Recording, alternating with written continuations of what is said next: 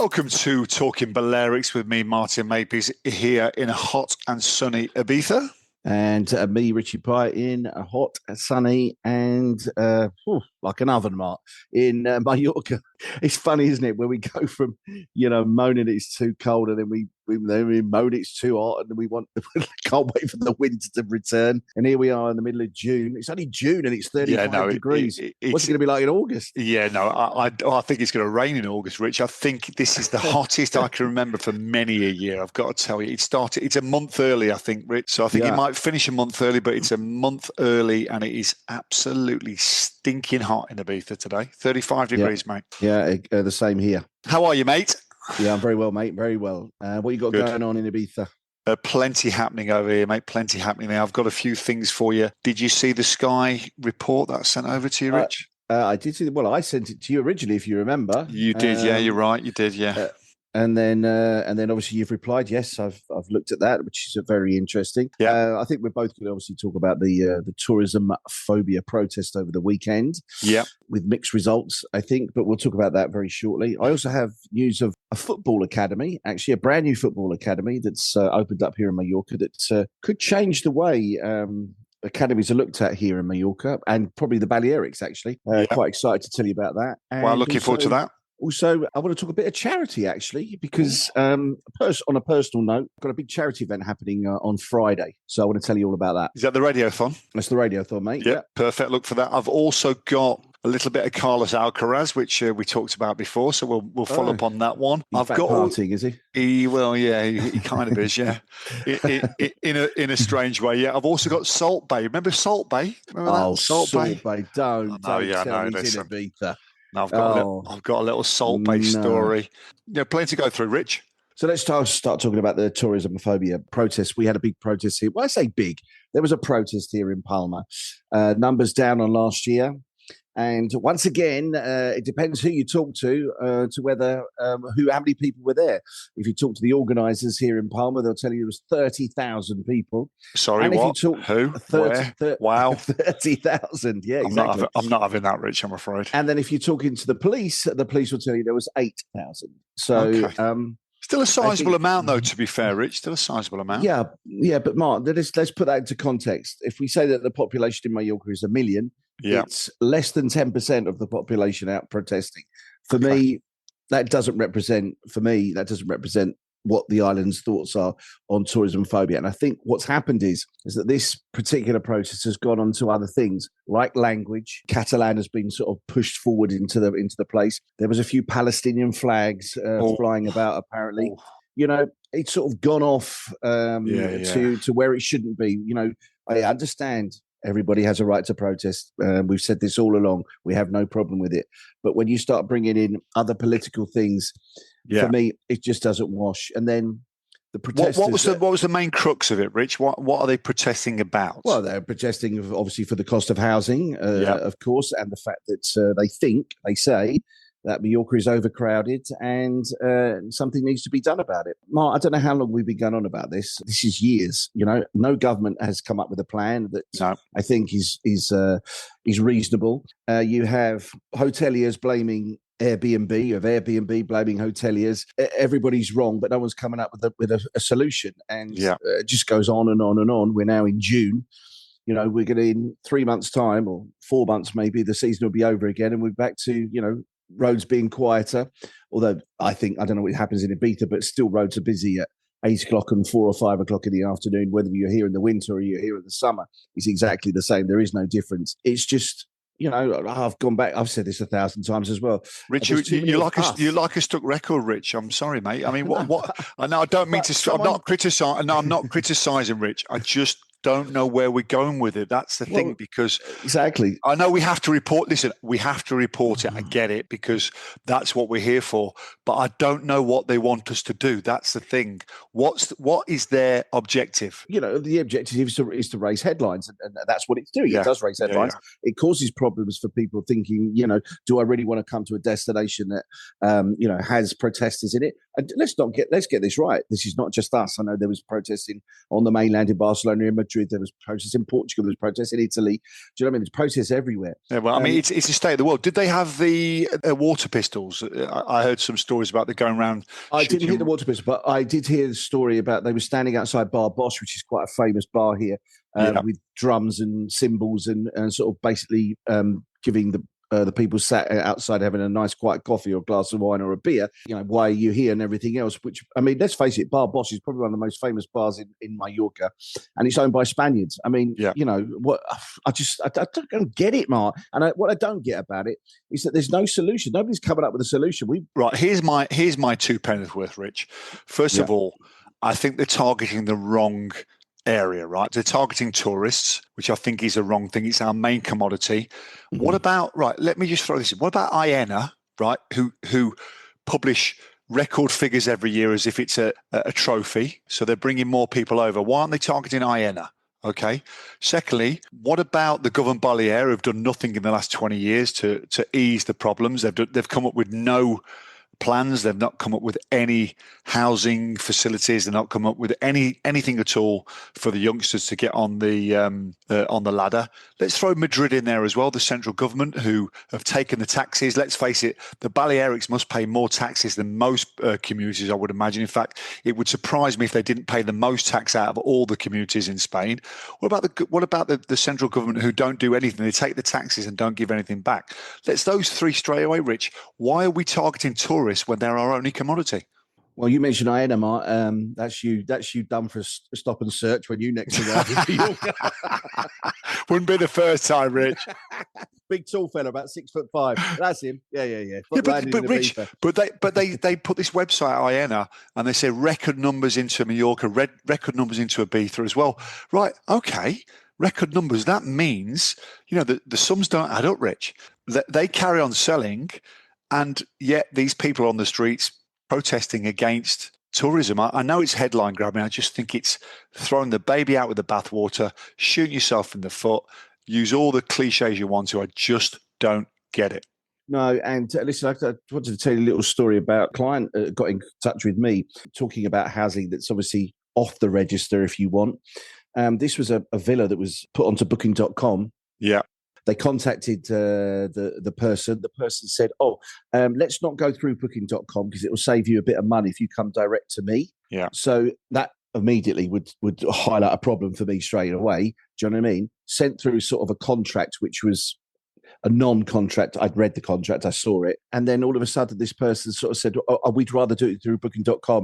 And he said, no, you're wasting my time. Please don't contact me again. There are people out there, unscrupulous people that are trying to avoid, because obviously if you book something through booking, at least you've got a backstop, haven't you? Yeah, if you book it direct with somebody and you send them, he was asking for $2,500 up front. No, it happens all the time. It's terrible. Can I go on from what you said about the anti-tourist protest rather to Sky News report, which obviously you flagged up for me as well. So yeah, good. I liked your answers, Martin. And you hit the nail on the head, definitely, with the fact that I think they need to look a little bit closer to home where the problems lie. Yeah, I think. I mean, just to resume, I blogged about it today. If you haven't read it, it's in maninsanan.com, which is my blog, and I'm Substack as well. But what I don't get about these reporters, it happened with the BBC as well, Rich. They come over, they seem to miss the point. It's a gaping open goal. We have got problems in Ibiza. Don't get me wrong. There's problems in Mallorca. We've always had problems, Richie. That's the thing. They're no bigger or no different than they were 10 years ago. They're just a little bit more maybe exasperated through social media. Now, my big issue with Gemma Peplow, and I hope she's listening to this, is that she's grabbed the headlines, but she hasn't really got to the crux of the matter. Now she's interviewing Mohammed from Western Sahara, who says he doesn't want to pay the rentals. Now, I respect that, Mohammed. Great, listen, I respect it. But that's not the problem. The problem is our key workers. We've said it over and over again. It's the nurses, it's the policemen, it's the teachers, it's the firemen, it's the people that we rely on. My family relies on, your family relies on, Rich. They're the people we worry about. And I just think Sky News just get so wound up with it all that they just can't see the wood for the trees. And at the end of the day, I just thought that report was so off mark. You were the first person to send it me because you're up early, obviously, aren't you? You're up with the lark at 6 a.m. as always, for your radio show. I must have got sent it 30 times that day. And I tried to be balanced as well. And as I said, I wrote a opinion piece on it today. And I just think, Gemma Peplow, please do your homework. There's a massive story. There is a massive story there, Rich, yeah? And totally agree. There's a massive story in the Balearics, but nobody, and I repeat, nobody, not the BBC, ni Sky News, ni ITV, ni Channel 4, I don't think they've got the balls to take it on. You know why? Because the powers that be won't let them. It's as simple as that. So all they do, they come over, report on the small issues. These people in camps, they said it themselves, that they don't want to pay the rentals. It's choice, not obligation. This is no humanitarian crisis, Rich. This is people choosing to live in shanty towns and so they can earn more money. And I respect that choice, but we need to understand the dynamic of it. Yeah, I totally agree. It was a good blog, Mark. I appreciate that, mate. Thank you very much, mate. Let's lighten the mood a little bit. What else you got for me? Let's lighten the mood. We've got a bit ranty there, ranty from the Balearics there. Come on, lighten the mood, mate. This is a good news story, and I think it's great for both of us. Obviously, got ourselves into youth football through our sons. I like this. Sons have been playing youth football for a long time, so we understand how the system works and everything else. But a brand new academy just launched. Actually launched last week. I went to the inauguration. Actually, it was a trophy presentation for a team called Sporting Sonferrer, which is a team quite close to me here. It's where my sons have done a bit of coaching, both my sons. I'm involved with them a little bit through their other line of work, which is Mallorca Pro Training, where pros come and do a little bit of pre-season work before they go back to their professional clubs. And Sporting Sonferrer are going to be taken over by Borussia Dortmund. It's going to become the Borussia Dortmund Academy, which I think is an amazing piece of news for Rob Kroll, who's had his academy called the Russell Martin Academy. Rob's foster brother, Russell Martin, is the former footballer and ex-Southampton and now Rangers manager. So they're related. And years ago, Rob decided that he wanted to bring the Russell Martin Academy to Mallorca, which he did. It was a bit of a struggle to begin with. He said, I used to turn the lights on and nobody used to turn up for training and everything else. And this was an academy set up for non-affiliated players. So you know that we have a bit of a problem sometimes, particularly with Brits and people sometimes outside the European Union that can't actually get affiliated. It takes time to get all the paperwork done, etc., etc. So that's how the academy started. It started to get very, very popular. The problem Rob was having was that obviously at a certain time the players wanted them to start playing competitive matches and moving out to another team, and then he started to lose players. Obviously the churn was still going; he was still picking up more players. And eventually, Sporting Sonferrer offered him the chance to buy the club, which he then did. He then started with one team he started with, then two. Last season, it was up to 6, including the girls' team as well. And he was approached by Borussia Dortmund. Apparently, the philosophies of the two academies went together. I don't know if you know that Borussia Dortmund have more than 50 academies around the world. They are huge in America. They've got 5 in China. And I think this is a great coup for Mallorca, and particularly in Calvi, where obviously Sporting Sonferrer, or as it's now called, the Club de Football Borussia Dortmund Mallorca Academy. It's quite a big mouthful, but it's there. And he starts pre-season in the next couple of months. I think it's great. They're going to play in the yellow and black of Borussia Dortmund. Wow. My son is going to go and coach there, and he's going to learn from the academy coaches from Borussia Dortmund. He's going to be sent over to Dortmund to Germany to learn more coaching. I just think it's an absolute. No, it's a real coup. It's a real coup, Rich, and also, from the Balearic Islands, people might think we're part of Spain, but we're kind of cut off from the rest of Spain. So if you're a youth footballer over here, there's no real pathway to the big league apart from Real Mallorca and UD Ibiza. But if you're in the UK, you've probably got 20 teams on your doorstep or 10 teams on your doorstep. We're in Ibiza, you've got 1, and in Mallorca, you've maybe got 1 or 2. Atletico Balear as well. So I just think it opens the door to so many players. And you hear the stories that there's a lot of late developers out there as well, isn't there, Rich? People that develop at 17, 18, 19. I think what this academy will do, they will take the ones who nearly made it and they will make them into great players. Yeah, and what Rob wants to stress, though, he said, this is not just going to become a professional academy and I'm going to forget about my philosophy when I first started the academy. This is football for all, he says. I want people to come here, be comfortable to come and play here and enjoy football. That's what it should be. No, he's got to be, Well, it's part of I think the good thing about the football teams in the Balearics, Rich, I mean, the football clubs in the villages, we've travelled extensively around the Balearics, haven't we? You know, I hate to say it, but there's probably no one better in the position than me and you, because we've been traipsed around the Balearics for several years after our children. And the one thing I'd say about Balearic football, it really is a community-driven sport. It's part of the community. You don't have to be a fantastic footballer. It's about including kids, and so it should be as well, of all levels. And I think that's what is the defining factor in the Balearic football, and all the kids get involved in it, and boys and girls, and it's just fantastic. I mean, I absolutely love Balearic football, as you know, Rich. I think it's fantastic. Yeah, me too. Carlos Alcaraz, what was the story you gave me last week, Rich? Can you remind me? Carlos Alcaraz put his French Open win to the fact that he went partying in Ibiza the year before. So where do you think he went? He's been in Ibiza. Come on, or has he been in Formentera? Where do you think he went? The second he won the French Open, where do you think he came? Beach. No, he wasn't. He was in Ushuaia. There you go. He was in Ushuaia. Yeah. Okay. So he came over. It was a great little skit. So I never knew this story. You told me, obviously, I think it was last week. As I was Googling it, he came up that he was in Ibiza at this moment in time. So he as I was looking for the story, he was actually in Ushuaia enjoying himself. So he had 3 nights in Ushuaia, and he said that he went out late one night and he had 2 early nights. I'm not sure I'm believing that, Carlos, to be honest. But he said that he had two early nights, 1 big night, but he said that he loved Ibiza as always. But we said before, what great advertisement, what great exposure for Balearics, isn't it? When these world famous superstars, I think Messi was here as well.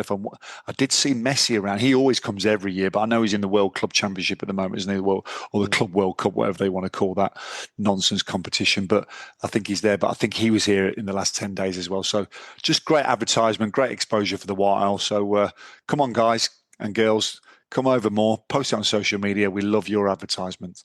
Yeah, and I think sometimes, Mark, we forget that we do live in a fantastic place. We're very lucky where we live. It's our home, obviously. It's our home for 12 months of the year, not just for a week or 2 weeks that people want to come here. And I think sometimes we do forget that. And well, you don't. You go out every night, mate. He's literally, to the listener, he's literally just come back from another party. Just went to an opening party. Yeah, no, unbelievable. The Mondrian, which is a 5-star hotel in Caleyonga, got nicely invited to their opening party of their kind of beach restaurant today. So it was delicious food. So let's give them a big shout out because it was delicious food. Right, Rich, here's a question for you. You're a football man, aren't you? Mm-hmm. Who's the most annoying person that was involved in the World Cup in 2022? 1922. Yeah, well, it's more your age group. 2022. Who appeared on the pitch, touched the trophy? Salt Bay. I mean, what is this? But does anybody know? Well, this is the bloke that it charges you about 600 quid for a steak because he then sprinkles gold leaf over it. Is that correct? Is that that is the guy? Yeah. I mean, Salt Bay. I mean, my kids knew about him before I did. I dare say your kids knew about him because he was a social media phenomenon, wasn't he? But how he's got the kind of face you like to slap, isn't he? Really, you know. I mean, I'm not a. I'm not a fighter, but he just want to slap his. He's got those glasses on as well. But so he's done a development here on the White Isle, so very close to Marina Botafoc, which is one of the very plush areas on the island overlooking Ibiza town. He's built an apartment block there. He says he's built it. I'm not convinced it's his money, but I think he's just fronting it. He's been on the hodds, has he? He's been carrying the bricks, has he? Well, he was sprinkling the cement like that, like he sprinkled salt like that. So he was on the he wasn't on the tools, but the prices Salt Bay on the tools. Salt Bay on the tools, yeah. The Turkish hod carrier. But he's just released the prices of this development today, Rich. And I tell you, I know, right. So for a 1-bedroom apartment on the ground floor, 1 bedroom. Okay, what are you saying, Richie? Go on. This is like, tell me. 1 bedroom on the ground floor. Well, you got to look at it's probably close to $1 million, I imagine. 1.13 million. There you go. That's a 1-bedroom apartment, right? So that's not even a penthouse. It's not even a big apartment. It's a 1-bedroom apartment. 2-bedroom apartment on the top floor. Okay. Again, sea view, very nice, very plush, whatever. What are you saying, Rich? Come on. 3. No, you're a little bit out, but 2. There you go. 2 million. But 2 million for a 2-bedroom apartment. I mean, this is just ridiculous money as well. I don't know where he's going with it. It'd be really interesting to see whether he sells them or not. But over lunch today, someone was saying, "Where's it all going to stop?" And I said, "I really don't know. Is it going to stop? I really don't know. Let's follow the story and see how it goes on." I'm sounding a bit bitter there, aren't I? Oh, I shouldn't be that. Has he not got a steakhouse restaurant underneath the apartment block or anything? It will have a steak. Of course it will. That's his USP, isn't it? So I think that's all he's going to have. But Salt Bay Apartments for €2 million, Rich, a 2-bedroom apartment for you. I know you've got that kind of money, haven't you? So, you know, 2-bedroom overlooking the marina of Ibiza town. Why not? Yeah, of course. Can we finish today on charity, Mark, please? Yes, please. Yeah, absolutely. As you might know, in the years past, we've done a thing called the Radiothon, which is, started off as a 24-hour live broadcast, but we brought it up to 36 hours because that gave us 2 days rather than just a day and a night. Obviously, gives us more time to raise more money, but it gives us more sponsorship opportunities as well. So we brought back. But just explain what it is, Rich. Radiothon, because so it's a 36-hour live broadcast. Myself and my fellow presenter Aisha will be broadcasting from 7 o'clock on Friday morning, all the way through to 7 o'clock on Saturday evening. 36 hours non-stop. We don't sleep. We just literally every hour is sponsored by a different company or somebody that's got a product or just somebody that wants to sponsor. They come into the studio, they join us. It's their hour. They can do whatever they want with that hour. As part of the Radiothon, we have a raffle with around about 30 or 40 prizes in the raffle, including flights back to the UK, a helicopter trip, and etc. And then we also have an auction. Auction prizes including a charter, a half-day charter on a beautiful boat. We've got another helicopter trip. I've got a signed montage Anthony Joshua boxing glove. I've got a British Lions signed shirt from the last time the last time the Lions toured Australia. People have been so generous in their prize stuff, Mark. So basically, we're raising money for 5 different charities. Great Ormond Street Children's Hospital was a thing that I've been obviously with since 2004 for my days of Pirates. We've raised over €750,000 for Great Ormond Street over the course of lots of different things that we've done. Sonos Basses, which is the big public hospital here, we raise money for the children's ward. We've done lots of different things. Which don't forget the people in Ibiza, they serve the people in Ibiza and Menorca as well. So that's a Balearic hospital. It is, and particularly the intensive care unit. It's the only intensive care unit for Ibiza and Formentera and Menorca as well. That's what they use for children I'm talking about here. Yeah. Then we've got Cancer Support Mallorca, which is a great charity here that supports people, obviously, who are suffering with cancer. Something called the 6-Point Cycling Challenge, which is a challenge that these guys do. They go around the island of Mallorca. They hit the north, east, south, and the highest and lowest points of Mallorca. They do it every year. This year, they've just finished. They did their cycling challenge in May. They had over 80 riders on their challenge this year, which is great. They raise money for 3 charities, and then the last one is something called Yachting Gives Back, which is a good friend of mine, Nick, who I've known for many years from fundraising through a big golf tournament here called the Pinmar Golf. And they've raised over €1 million, actually, the Pinmar Golf, for different charities here. And he raised a lot of money for the homeless here in Mallorca as well. So overall, Radiothon, since we started in 2015, we've raised €197,000 for different charities. We try and pick different charities every year, although Sonos Basses and Great Ormond Street are charities that we try to pick every year because they're something that we believe in the hospital stuff as well. So, if anybody can, you can tune in, of course. There'll be a live webcam in the studio. Tune in online. It's Wave Mallorca Radio. Please give as much as you possibly can. That's what we want to do. We want to raise the money. It's, the 36 hours is long. I get it, but it's not about us. It's about No. It's amazing, mate. Well, congratulations. Good luck. I will be ringing in and donating some money as always. Thank you. What's your target, Rich? What are you looking to raise? I don't know, Mike. It's very difficult. I don't like to put a target on things. What did you get last? What did you get last time? I think it was about 27,000. We've raised. Listen, our worst year was 14,000, and our best year was 33,000. So anything sort of between that, I'd be very happy with. And so with the charities, the charities, every charity that always needs money. They're they're going from hand to mouth. Do you know what I mean? So it's really, really important that we. It's a real feel good day as well, Rich, isn't it? That's the thing about it. I'll be honest with you, it is so much fun, particularly on the Saturday when we're obviously very tired and we're trying to get to the end. But and then people are so generous, and I do hope that's gonna come across as of course over the next 36 hours. Will we see you Friday in a Tottenham shirt this year, Richie? Or unfortunately, no. I'm safe. Unfortunately, no.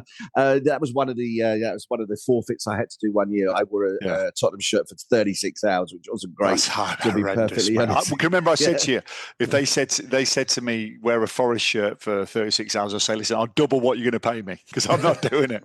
So you did very well. How can people get involved, Rich? They can obviously buy raffle tickets. They can give us a raffle prize or an auction prize. They can just WhatsApp us on the day and ask for a song, €5 for a song. They can come into the studio if they wish. We're in Palma, just on the outskirts of Palma. Pretty much any way, shape or form, Mark. Any way, shape or form. We'd be happy to hear and from that's anybody. WaveMallorca.com, is that? WaveMallorcaRadio.com, yeah. Right, okay. So get involved. Right, Rich. Great plug. Thank you, mate. Mark. Always a pleasure to talk to you, buddy. Is that in between sort of, wherever you are, whichever beach club you're in, you'll be saying hello, mate. When you get to the midlife crisis like me, pal, you've just got to go out. You've got to go out all the time, haven't you? Simple as that. I expect to see you in a picture of Salt Bay, Mark. That's what I want to see next. Mate, Salt, me smacking around the face with his glove like that. You touch the World Cup, Rich. You can't touch the World Cup. No, you can't touch. That's sacrilege, Mark. Sacrilege. From a football perspective, when he did that, it made me go absolutely shock horror. Right, mate. Great to speak, Richie. And you, mate. Take care. I'll speak to you next week. Speak to you soon, mate. Bye-bye now. All the best, mate. Take care. Make me dance.